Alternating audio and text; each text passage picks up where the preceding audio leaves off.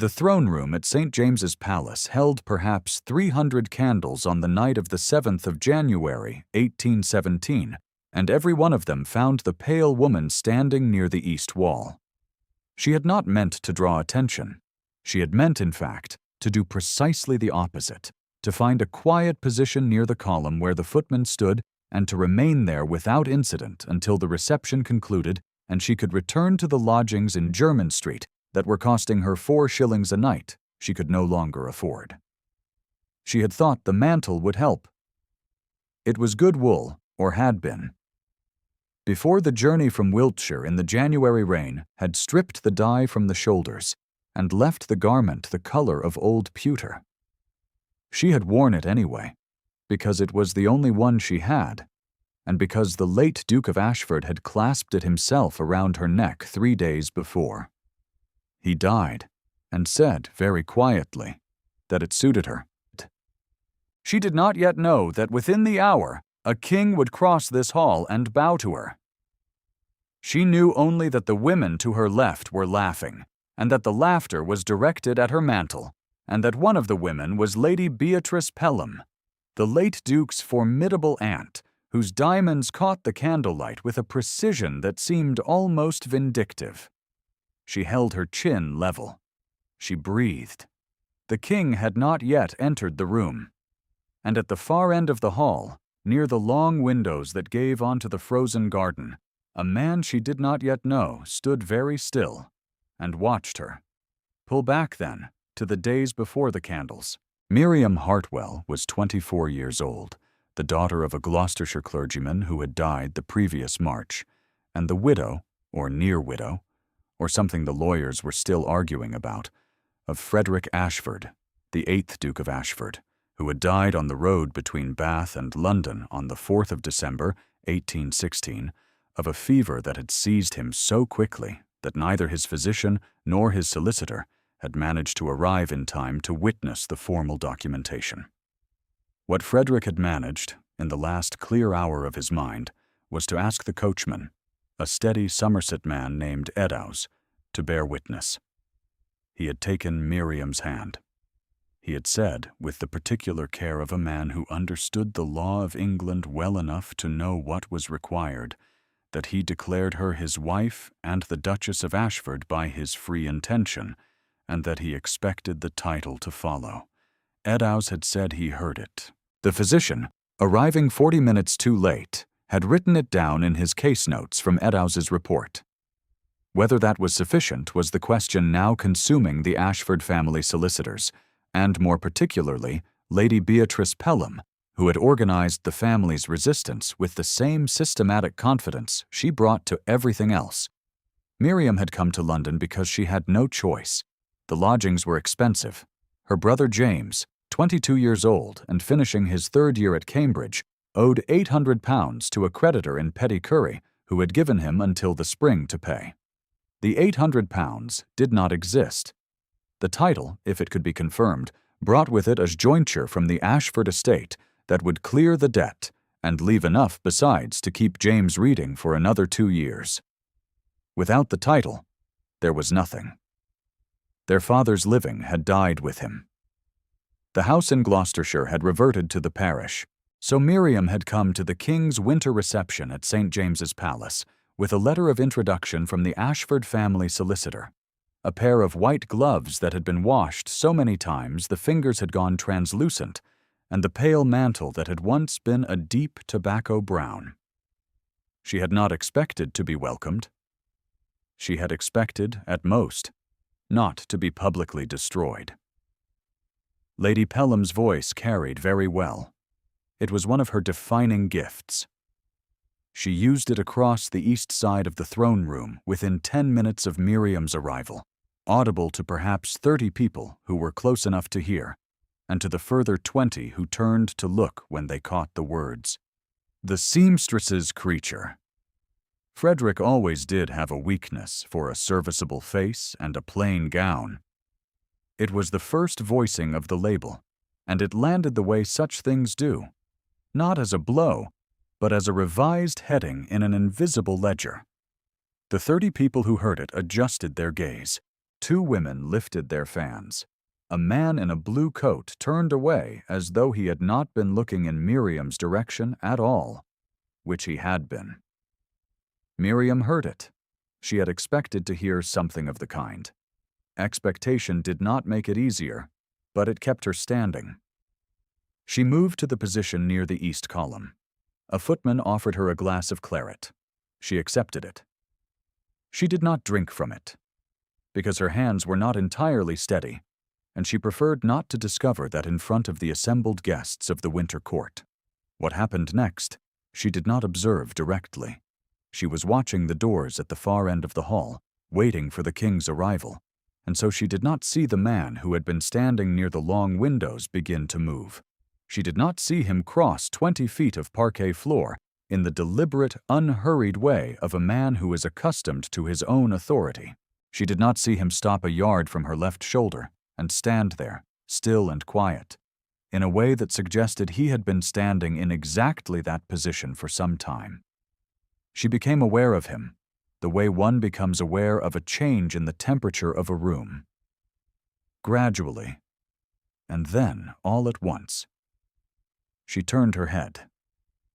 He was 31 years old, which she would learn later. He had the kind of face that had been arranged by circumstance into near-perfect stillness. Dark brows. A jaw that seemed to have been set in place and left there. Eyes the color of smoke in morning light. He was wearing a coat of charcoal wool and a cravat of white linen tied with the careless precision of a man who had dressed himself. He was not looking at Lady Pelham. He was looking at Miriam, and his expression was entirely unreadable. "You are standing where the draught comes through the window frame," he said. "Come away from it." It was not a request. She understood that immediately. It had the quality of a command issued by someone who had spent his life issuing commands and had learned to strip them of any unnecessary decoration. She moved 2 steps to the right. He did not thank her, and he did not explain himself. And he turned away before she could form a reply. She held her claret glass and watched the doors, and told herself that whatever that had been, it was not kindness. She had no reason to assume kindness from the Roland Ashford, Duke of Ashford, the younger brother who had inherited the title his elder brother left contested, and who had not, in the 3 weeks since Frederick's death, sent Miriam any communication other than a formal letter from his solicitor questioning the validity of the deathbed declaration. The command had been cold. The action had looked, from a certain angle, very much like protection. She chose not to look at it from that angle. 3 days passed between the reception's first evening and the moment Lady Pelham made her second move.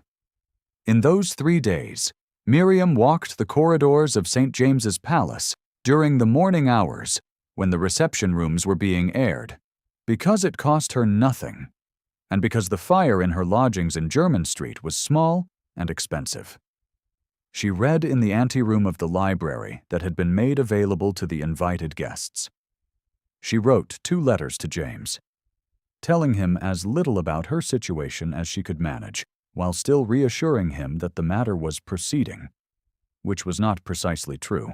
On the morning of the 10th, she was crossing the corridor that connected the east anteroom to the great staircase when a door to her left opened and Lady Pelham emerged, attended by her maid and by a young woman of striking appearance, whom Miriam recognized as Cecily Vane, the daughter of Viscount Hartington, who had been presented as Roland's destined match by every social calculation Lady Pelham had been making for the past 2 seasons.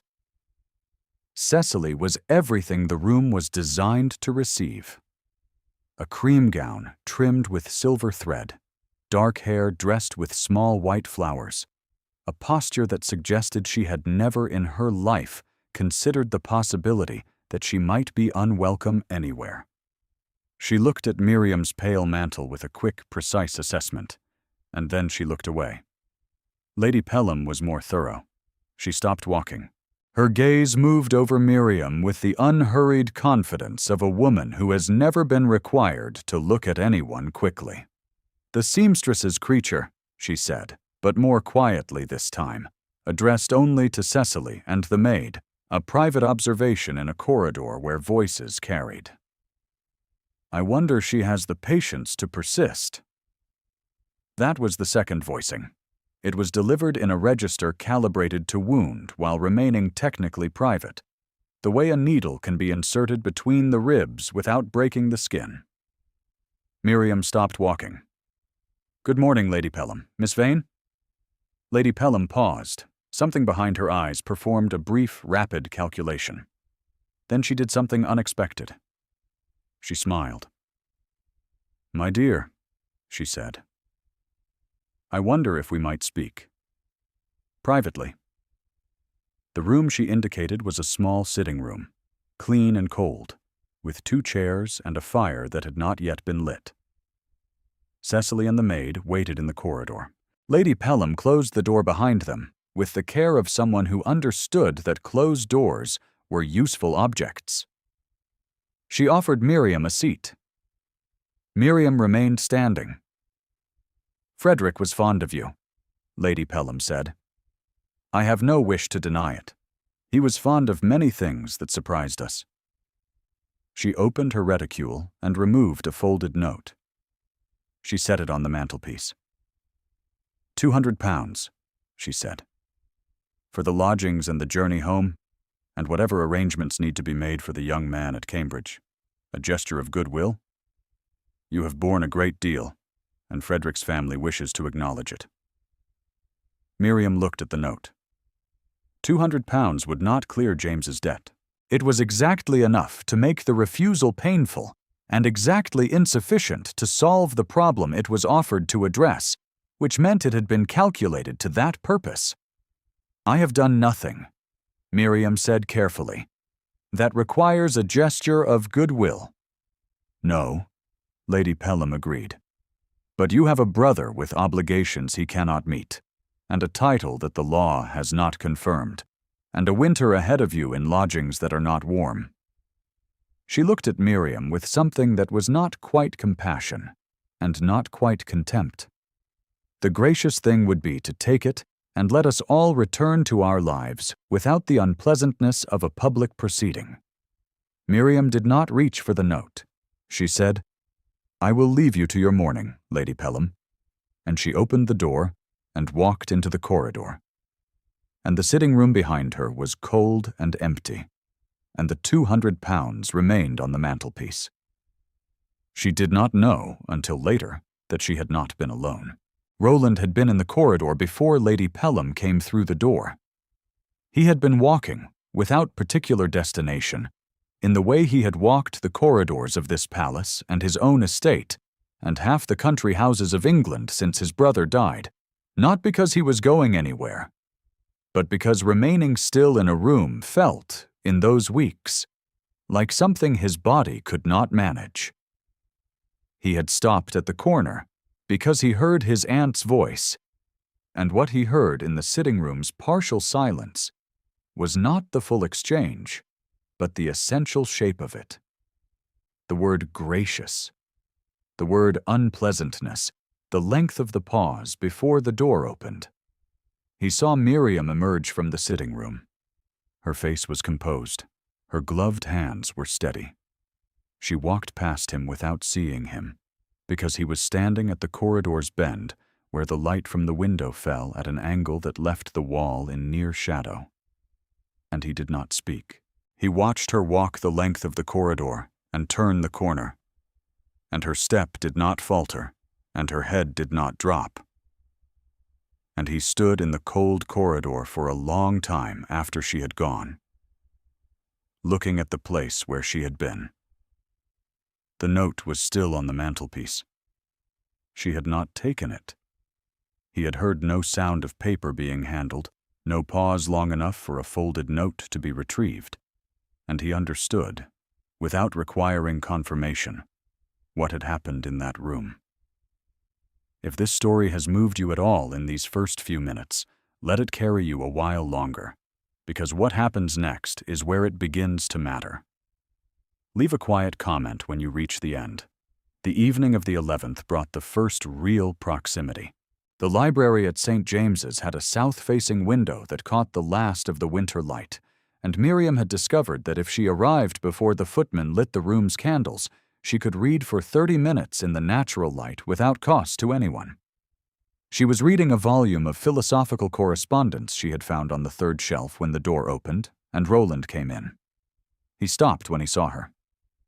She held her place in the book. "I will leave," she said. "No." He crossed to the writing table and set down the papers he was carrying, and the firmness in his voice had the same character as the corridor command at the reception. Not unkind precisely, but certain. He sat down at the table and opened the papers and said nothing further. She did not leave. She read. He worked. The winter light moved across the floor in the way it does when clouds pass over the sun at intervals, brightening and dimming and brightening again. And the room was quiet enough that she could hear him turn the pages. And once, very briefly, exhale. After 20 minutes, he said, without looking up, "How long have you been in London?" 11 days, she said. He wrote something. "The lodgings in Jermyn Street are cold." It was not a question. She held her page. "They are adequate." He looked up then. His eyes met hers across the writing table and stayed there for a moment that was several seconds longer than politeness required. "You have had no word from the solicitors." "Your solicitors," she said carefully, "have communicated very precisely." Something shifted at the corner of his mouth. Not quite a smile. A recognition, perhaps, that she was neither afraid of him nor inclined to pretend the situation was other than it was. He looked back at his papers. "I have asked them to produce a full accounting of Eddowes's testimony by the end of the week." She did not know how to hold that. She said, "Thank you," which seemed insufficient and accurate both. He did not respond. She looked back at her book and could not read a word of it for the next 10 minutes because the warmth in that unlit room had changed its quality entirely, and she did not understand why. She came back to the library the following afternoon, and he was already there. He was not working. He was standing at the south window with his back to the room, one hand resting on the frame, and his stillness was of a different quality than the deliberate stillness she had observed in the throne room. This was the stillness of a person who has run out of motion, who has stopped not because they chose to, but because they reached the end of the available distance. She set her book on the table. He did not turn. "Your brother," he said. "Frederick. He was 15 years older than you." "Yes," Roland said. He did not move from the window. He was the one who knew what he was doing. With the estate. With the family. A pause. "I was the one who read books." She waited. "He was ill for 3 days before we knew it was serious," Roland said. "We were traveling together, outside Marlborough. I rode ahead to the next village for the physician, and the physician was absent, called to a farm, and by the time I returned with someone who could help, it was already finished." His hand tightened briefly on the window frame. 3 days after the funeral, the solicitors informed me I was the Duke of Ashford. I have not yet found a way to make that fact feel anything other than an error. The quiet in the room was immense. Miriam sat very still. She understood, with a precision that had nothing to do with reasoning, that he had not said this aloud before. Not in that form. Not to another person. She also understood that he had said it to her in part because she was the only person in this palace who had equally good reason to regard Frederick Ashford's death as an irreversible loss, though for entirely different reasons. "He was kind to me," she said. "He found me reading in his host's library at a party in Bath, and asked me what I thought of the argument in the 3rd chapter. No one had asked me that at a party before. We talked for an hour and a half. Roland turned from the window. He looked at her. The expression on his face was not what she had learned to expect from him. Not the deliberate stillness, but something that was searching and careful, and at its edges, almost open. "He would have made you very happy," he said. "He was beginning to," she said honestly. The afternoon light fell between them, and neither of them moved. What she did not understand, though the audience could see it in the quality of his attention, in the way his gaze stayed with her after a conversation ended, in the way he had placed himself near the east column on the first night not by chance but by consideration, was that Roland Ashford had been watching her since the moment she entered the throne room in her pale mantle, and what he had seen in her face when Lady Pelham's voice carried across the east wall had undone something in him that had not been undone since Marlborough. She read coldness where there was only discipline.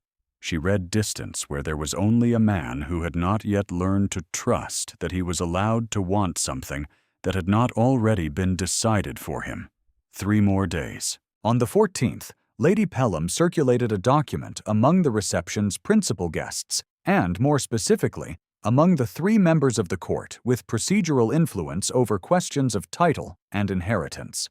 The document was neatly produced, 6 pages on good paper, and it argued that the declaration at Wiltshire had been informal, verbal, witnessed by a servant of limited legal standing, and delivered by a man whose fever had already compromised his judgment.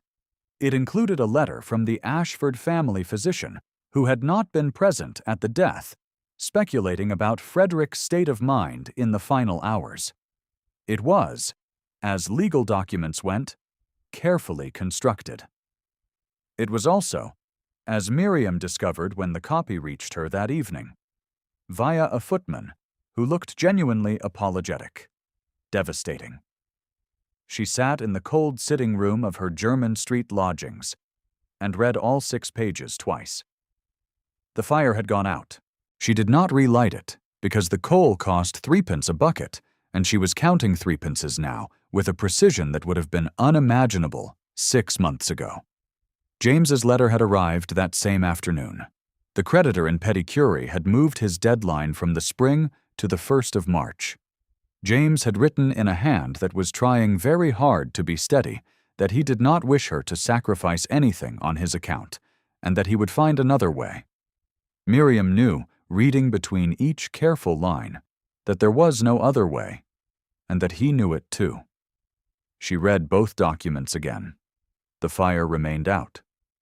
The window of the lodging room looked onto a narrow street where a lamplighter was making his rounds, and his lantern moved through the dark at steady intervals, a small, reliable punctuation in an evening that was otherwise without comfort. She thought about what signing the withdrawal of her claim would mean. It would mean £800 cleared, by means she had not yet determined, but which would have to be determined.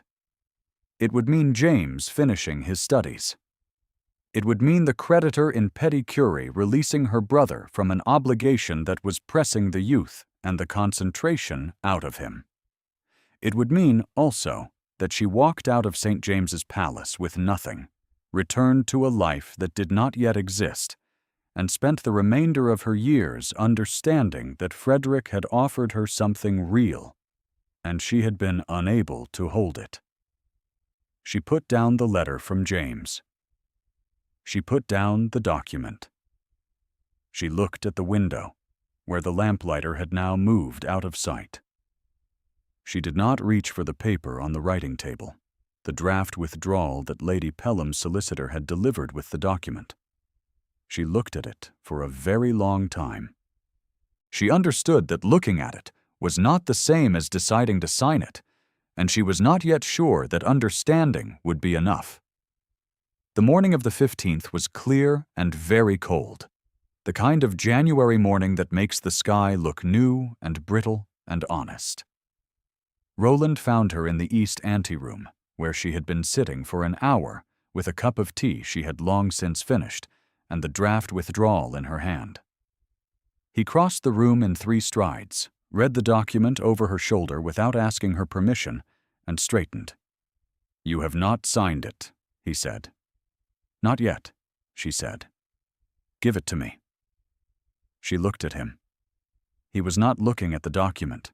He was looking at her face, and his expression had abandoned every trace of the deliberate stillness she had catalogued and studied across the previous 2 weeks. He looked, without any artifice remaining, like a man in the process of understanding something he should have understood sooner. "It is my decision," she said carefully.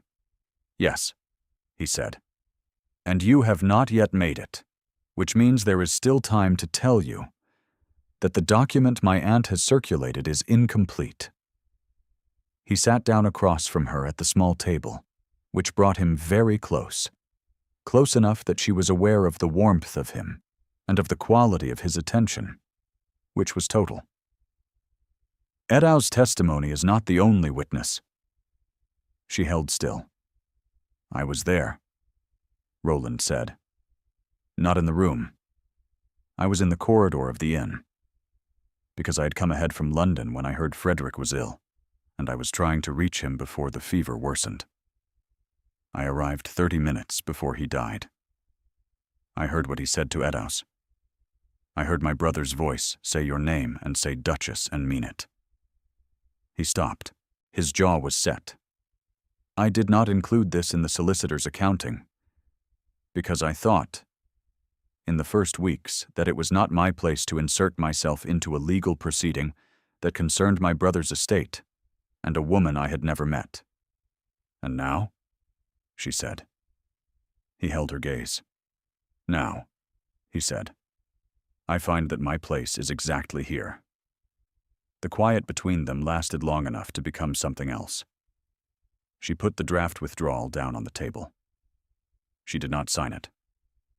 What happened in the throne room on the afternoon of the 16th of January, 1817, was witnessed by 143 people, which is not a number anyone counted at the time, but which would be repeated in drawing rooms across London for the remainder of the season, with the precision that attaches itself to events that become, very quickly, famous. The King's afternoon reception had assembled the Winter Court in its usual hierarchy. The senior peers nearest the dais, the ambitious second tier arranged in the middle distance, and the outer rings populated by the invited guests, the visiting diplomats, and the people who had come on the strength of a letter of introduction. Lady Pelham was stationed near the dais, as she always was, with Cecily Vane on her left and 2 sympathetic countesses on her right, and she was conducting a quiet conversation about the Ashford title question with the confidence of someone who believed the outcome was already settled. Miriam stood near the east column again. She was wearing the pale mantle because she had no other, and she had repaired the right shoulder seam herself that morning with thread that was almost the correct color, and she had decided, getting dressed, that she was done apologizing for the garment. Lady Pelham saw her from across the room and said to the 2 countesses, quite audibly, "The seamstress's creature persists. It is almost admirable, in a way." The third voicing, in the same room as the first, before the same kind of gathered audience, the label stamped once more across the public record. The countesses smiled behind their fans. Cecily looked across the room at Miriam and then looked at Roland, who had come to stand at the edge of the middle tier, and her expression registered something that might have been a calculation being revised. The King entered at 3:30. He was not a young man, and he was not a well man, and he moved with the careful authority of someone who has learned to make deliberateness read as intention. He accepted the senior peers' acknowledgments along the dais. He spoke briefly with 3 visiting dignitaries. He permitted his secretary to direct him toward the group of Winter Court guests assembled near the window. And then he stopped. He had turned his head. In the way a person turns when something specific in a room has caught attention they had not planned to spend. And he was looking at the east column, and specifically at the woman in the pale mantle. He had known Frederick Ashford for 30 years. He had attended Frederick's investiture. He had received Frederick at court 11 times. He had read, 3 days ago, the report of Frederick's death and the disputed declaration. Because disputed successions came to his attention as a matter of practice, and because one of his private secretaries had noted that the case raised questions worth observing, he walked across the hall. It was not a distance of more than 40 feet, but it covered a social distance that was immeasurable, because every person in the throne room was watching, and every person in the room understood what it meant for the King of England to leave the established ceremonial geography of a reception and cross a room to a person who had not been invited into his orbit. He stopped before Miriam. He inclined his head. It was a precise, deliberate, formal bow, held for a full count, and then he straightened. "Your Grace," he said quietly, "I am sorry for the loss of the Duke." The room held its breath. Miriam did not freeze. She had been afraid, in the weeks beforehand, that if such a moment ever came, she would not know how to be equal to it. She found, standing there, that she did. She lowered her head in the correct response, a steady, level acknowledgement. "You are gracious, Your Majesty," she said. "He was a good man." The king nodded. He moved on, back toward the dais, and the room exhaled. The senior peers near the dais were looking at one another with the particular expression of people revising their assessments at speed. The two countesses near Lady Pelham had lowered their fans. Lady Pelham herself stood very still, and for the first time in Miriam's observation, the confidence in her posture had gone somewhere that was not quite sure of its own return. Cecily looked at Roland, who was no longer standing at the edge of the middle tier. He was crossing the room. 3 strides, 4, 5.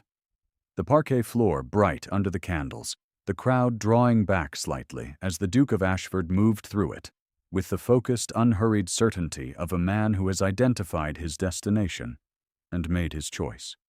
He stopped in front of Miriam. The room was still watching. Lady Pelham stood at the edge of Miriam's vision, very still, the diamonds catching the candlelight. Roland looked at Miriam for a moment that was entirely private, despite occurring in front of 143 people. Then he said, levelly, clearly, in a voice that carried exactly as far as it needed to, and no further. "She is the Duchess of Ashford. I was present at the declaration. I will confirm it before any authority the court requires." He did not say it as an argument. He did not say it as a correction. He said it as a fact, settled and uncontestable, the way a man names something that has been true for some time and is simply now being said aloud. The room absorbed it. Lady Pelham made one small motion toward him, the beginning of a word, and then stopped, because she had looked at his face and understood, with the accuracy of a woman who had read faces in ballrooms and drawing rooms for 40 years, that there was nothing in that room and nothing in the law of England that was going to alter what had just been said. She closed her fan. Her back remained straight. She was not a woman who would be seen to crumble in public, and she did not crumble. But the certainty that had animated her posture for the past 6 weeks had gone somewhere that was not coming back tonight. Cecily's expression was unreadable, or nearly so. There was something brief and precise in her eyes when she looked at Roland, recognition or resignation, and then she looked away. Miriam stood at the east column in her pale mantle and felt, for the first time in 6 weeks, the specific sensation of ground under her feet. Roland was still looking at her. She said very quietly, so that only he could hear, "You did not have to do that publicly." "I know," he said. And then, after a pause in which the room continued its revised conversations around them, "The document from the solicitors will be filed tomorrow morning. Eddowes will confirm, and I will confirm, and the jointure will be yours by the end of the month." He paused again. "I would like, if you are willing, to have the rest of the conversation at Ashford. The estate. She looked at him. What conversation? He held her gaze with the smoke-gray steadiness that she had spent 2 weeks learning to read, and was still, apparently, not reading correctly. The one we began in the library, he said, about what we might wish to happen next. She thought about the cold sitting room in Jermyn Street.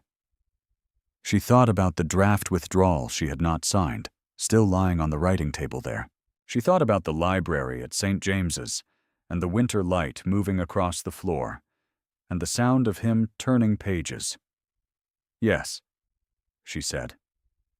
I would be willing.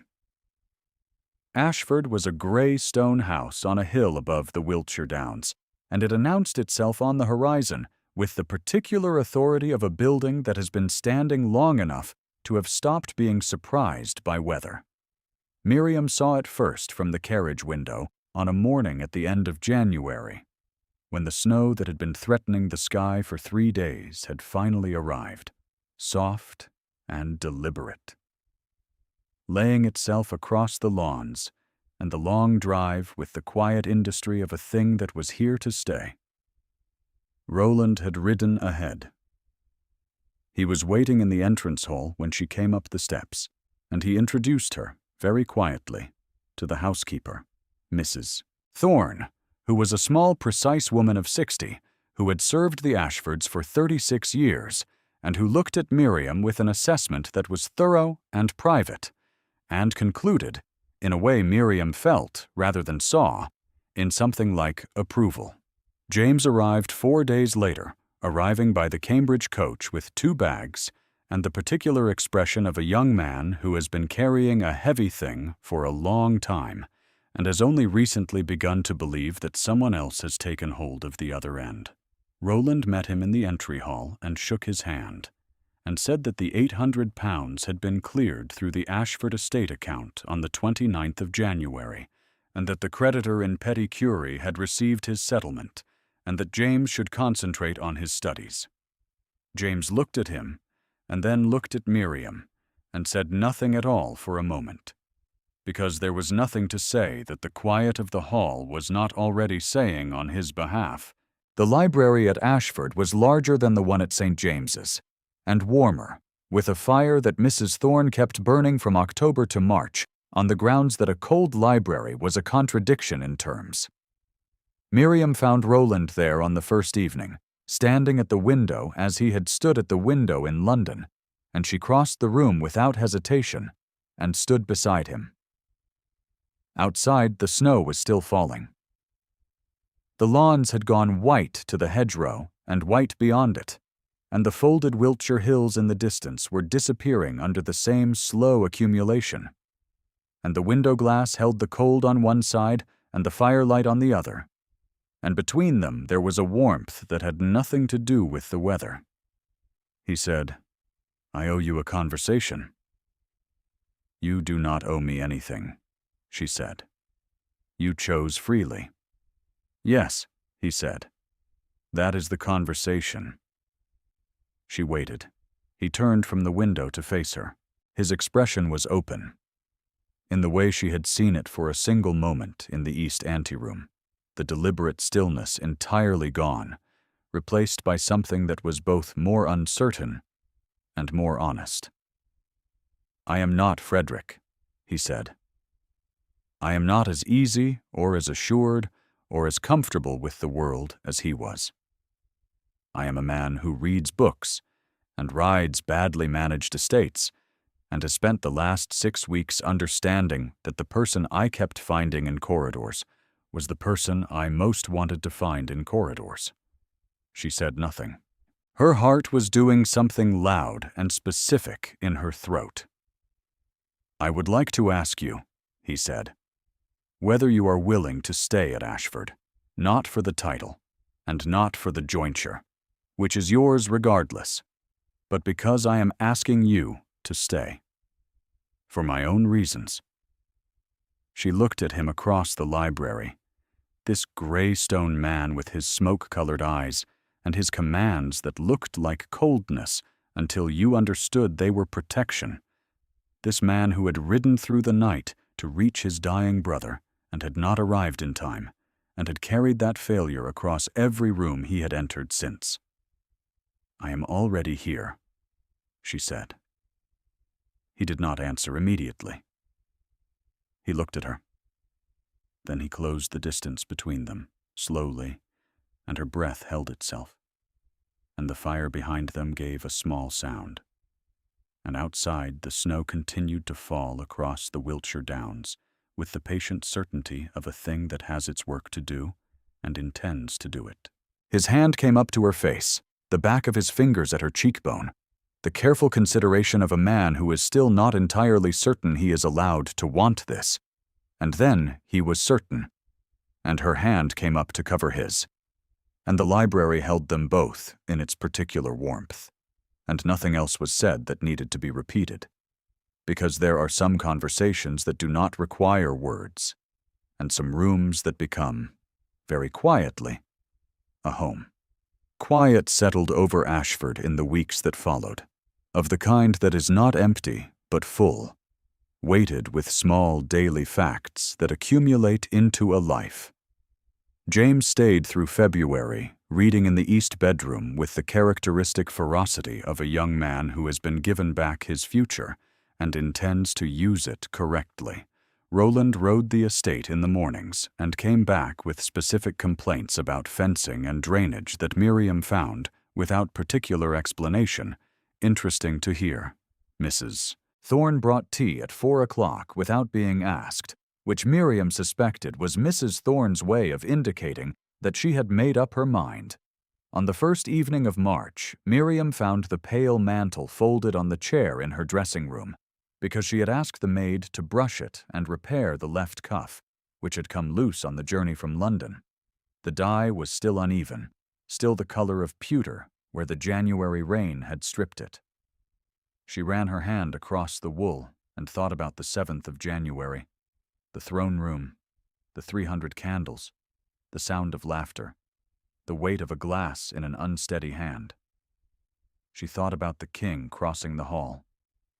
She thought about Roland.